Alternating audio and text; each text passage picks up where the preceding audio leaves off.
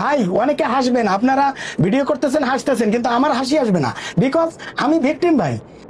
কয় ভাই না এই দিয়ে আসতেছি, ওরা মিথ্যে কথা কইছে। এরা হলো হুজুর নামের আলেম নামের কলঙ্ক। এরা আমাকে নাটে নাটে বল্টুতে বল্টুতে আমার ঢিলে করে দিছে, এমন ঢিলে করে দিছে আইজও ঘুমাইলে আমার এই হাড় গোড় ব্যথা লাগে, ঘুম ভাঙে যায়। হ্যাঁ, এরপরে আমি এনসিপি সহ আমার নেতা তারেক রহমান সহ মন্ত্রী টন্ত্রী সরকারের কাছে আমি বিচার চাইছি।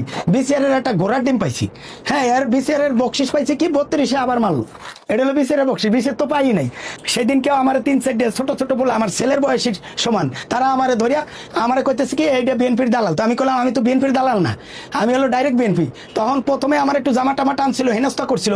যখন আমি কইছি ডাইরেক্ট বিএনপি, তখন আমারে তারা ভাই ডাইরেক্ট মার দিছে, আমার এমন স্পর্শকাতর জায়গা মার দিছে যে যে যে জায়গাটার নাম আমি মিডিয়ার সামনে আমি বলতে পারতেছি না, আপনারা বুঝে নেন।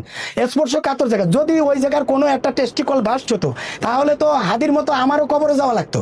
আমি তো আর বাড়ি বেঁচে থাকতাম না। মানিক বিচারপতি মানিকের মতো আমার করুণ অবস্থা হতো।